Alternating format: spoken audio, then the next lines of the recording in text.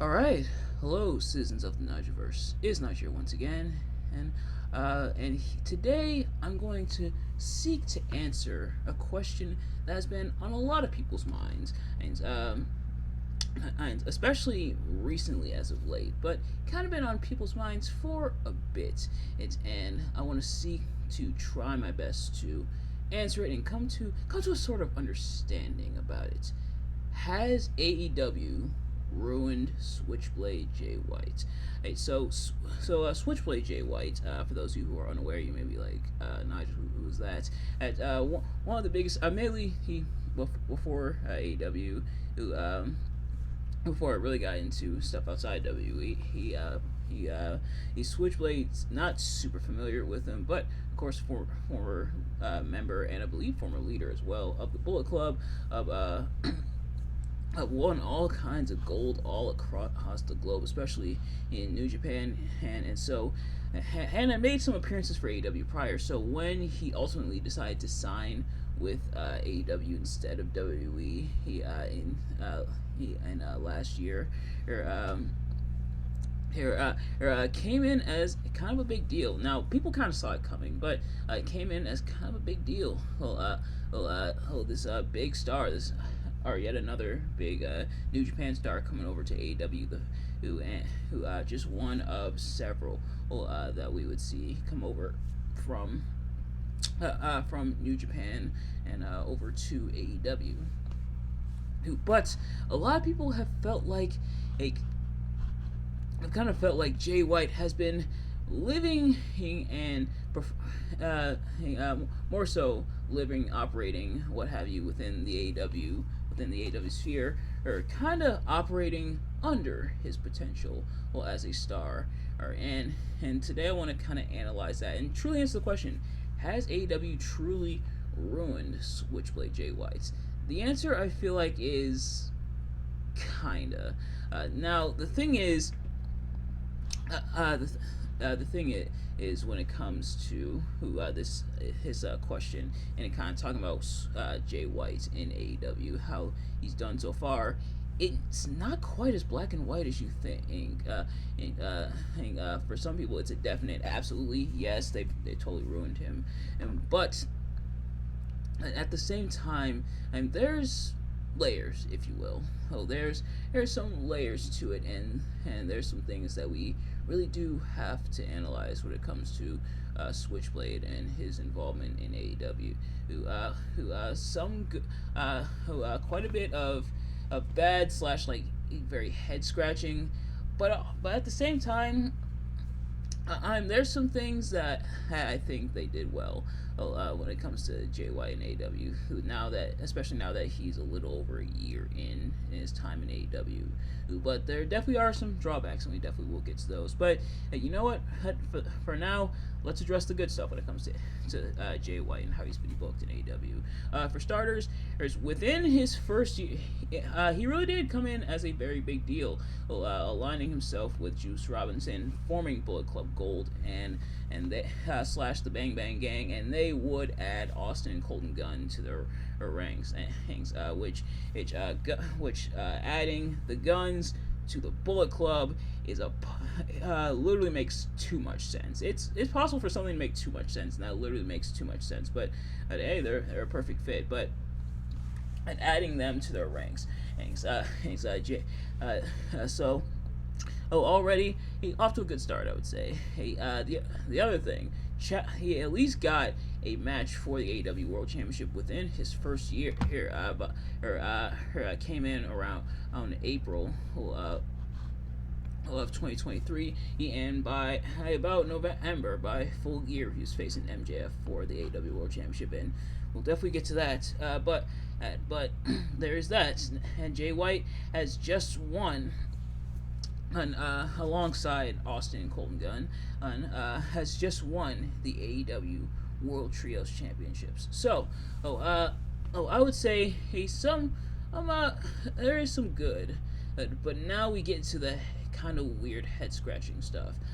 For starters, here's the thing that made a lot of people kind of start to ask the question that we're answering here, and that being losing to MJF at Full Gear, at least the way he did. Uh, um, now I will say, at least Jay White didn't lose clean. Like MJF used the Dynamite Diamond ring, so at least he didn't lose clean to MJF. Like if he lost clean, it would have been a whole lot worse. But at the same time, kind of struggling to take on a one-legged man, and the one-legged man, and this is the joke that everybody made, but it is true. The one-legged man won the ass-kicking contest as MJF picking up a win over Jay White. Like they kind of try to present it as eking out a win, but it was very weird. Now, admittedly, did I think Jay White was winning the AEW World Championship? No, and I'm sure a lot of people thought that, but it was still head scratching how Jay White couldn't, almost couldn't put away the one-legged man. And this when MJF had his kayfabe leg injury before he got his real-life shoulder injury.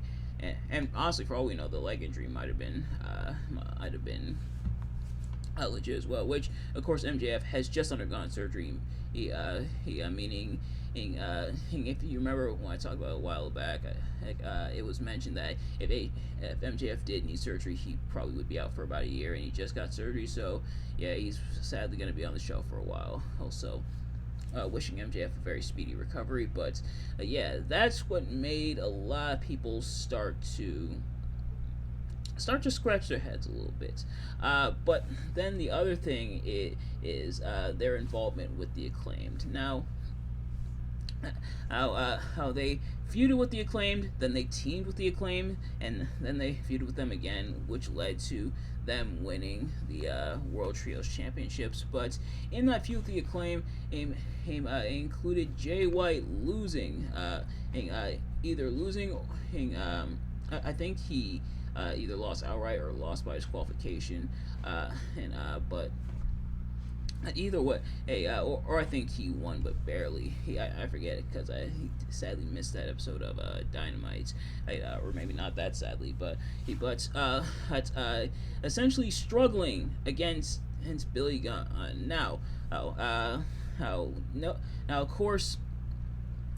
Or struggling against old people, nothing new in wrestling. And hell, Sting ended his career in AEW undefeated. And I mean no disrespect to daddy ass Billy Gunn, of course, but Billy Gunn ain't no Sting. So why was Jay White struggling so much to take down I believe 60-plus-year-old man? And Billy Gunn, Billy Gunn, the fact that he's still wrestling at that age is impressive, but Jay, seemingly not able to put away the 60-year-old man, and he's 60 exactly on the dot, seemingly not able to definitively put away the 60-year-old man.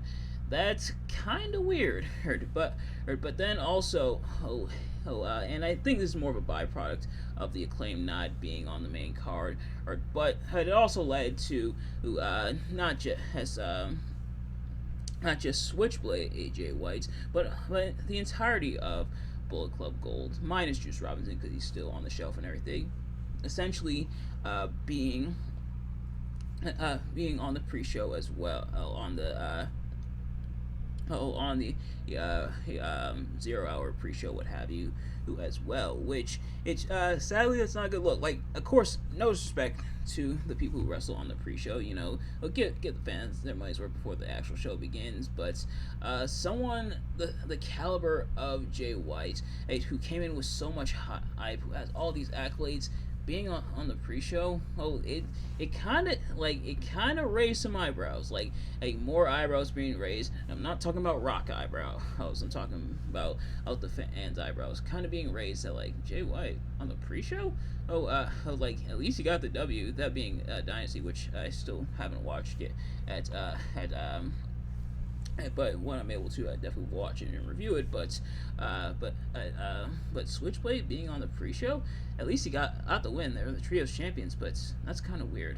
But the other thing is that them kind of abandoning the whole Bullet Club Gold, to an extent, Jay White versus Undisputed Kingdom angle, because it's like it started off with Jay White kind of like a kind of being upset at the Undisputed Kingdom because after they were revealed at World's End and everything, and him being upset because they took him out. In fact, that was one of like when they were still like on the mask and everything, and they were still doing the whole whodunit hit stuff of they took out Jay White. It's what led to Jay White versus MJF at Full Gear, but or one of the things that led to their match at Full Gear, so it'd be understandable for Jay White to be upset and for Bullet Club Gold to be upset at the Undisputed Kingdom for attacking them. But then it didn't really go anywhere. You didn't necessarily have to turn Bullet Club Gold full on faces, but for it to not really go anywhere or not really do anything further with that, I think like literally after that, like they kind of had. Now let me know if I'm wrong about this, but they kind of had kind of their mini spat, and then they slipped into their feud slash partnership slash feud again with the Acclaimed, and it was really weird. Like you're not gonna go after the people who attacked you, no? You're just gonna let them. Just gonna let them attack you, and you're not gonna get your comeuppance back. Like I'm sure even MJF probably would go after them if he does come back from injury soon, or B if he hadn't gotten injured in the first place at World's End and everything. But it's not really going after them. Okay, hey, you're gonna feud with the Acclaim slash team up with the Acclaim slash feud with the Acclaimed again. Why? Hey, like it's really weird. So I'm telling you, like a lot of head scratching stuff. Like, hey, that's weird. That shouldn't be in place, and that feels like it's followed Jay White to this point in AEW. And sadly, Bullet Club Gold, they're over, or the people who like them and everything, but they feel like they don't feel like as big a deal as they should be. They should be. For someone the caliber of Jay White, and for all the momentum he had going in, and the fact that he challenged for the AEW World Championship, you would think Bullet Club Gold would have a lot more momentum and feel like a much bigger deal, but sadly they don't. And I think that part of that does boil down to the Undisputed Kingdom kind of being the major faction in quotation marks, within AEW, but also kind of the overloading of factions, because AEW does have a lot of factions and a lot of tag teams. The thing is, I don't mind factions slash stables, but having too many of them, it's kind of hard to keep track sometimes, But I think that's another thing, is that it kind of causes Jay White and Bullet Club Gold, and I do mention Bullet Club Gold even though I'm supposed to be talking about Jay White, but because he's a part of that, and because he's essentially the leader of it, they kind of tie in one and the same. And him being tied to Bullet Club Gold feels like it should elevate him, but it's not quite. And I think that's the dilemma, and that's the problem that a lot of people are having. Is it feels like there should be more. There should be more done with Jay White. I'm not saying pop the world title on him, because as I knew they wouldn't, and they might not for a bit. But it feels like they should be giving him more, or giving him a bit more of a presence, and giving him a bit more of that oomph. But nevertheless, has AEW ruined Switchblade Jay White? That's why I said. How do you see why I said kinda? Because there's the good stuff, but then there's the not as good stuff. The stuff that's kind of leaving people confused. Who's some angry, but some more confused as to why it feels like Jay White isn't a bigger deal. Is it being lost in the shuffle? Is the fact that they don't really know what to do with him? And kind of a weird theory I have. I doubt it's true, but kind of a bit more spitballing. But part of me feels like they might be holding out until Juice Robinson is healthy again, and then maybe they'll get more stuff from there. But Otherwise, it is a bit strange. For such a big deal, what happened? And that's the main question that a lot of people are asking. What happened? And will things turn around for Jay White? We'll see. Hopefully, if you're not gonna pop the world title on him, at least probably like the international championship. That would put him back in battling with the Undisputed Kingdom. But otherwise, yeah, so a bit weird. But let me know what you guys think in the comments. Thank you all so much for watching. Hope you enjoyed. If you did, please do me a favor, like, comment, subscribe, and share with your friends. And turn on post notifications so you know every time I upload a video so you can see as soon as it drops. And let me know in the comments your thoughts on anything we talked about in this discussion video. And do you think AEW has ruined Switchblade Jay White? But nevertheless, thank you all so much for watching. I will see you guys later. Oh, also, do let me know in the comments because this is something people have brought up as well. Oh, do you think he would have fared better in WWE if he had indeed signed with WWE? The thing is, a lot of people point to like, oh, he just would have feuded with the Miz. It's a couple things. A feud with the Miz is kind of a launching point for quite a few stars. Like the Miz definitely he can output people over, but also why are we acting like the Miz sucks all of a sudden? Like the Miz, does he have the best matches all the time? No, but Miz might not always have the best matches, but he definitely knows how to put on a good feud. But he knows how to put on a solid feud. That might be honestly that might be its whole other topic, and maybe it will. Maybe we'll do like a little part two. Should what if Jay White went to WWE instead? Like maybe we'll do a little part two. Who knows? But nevertheless, thank you all so much for watching. Let me know if you guys want to see a part two. But thank you all so much for watching. And I will see you guys later. Peace.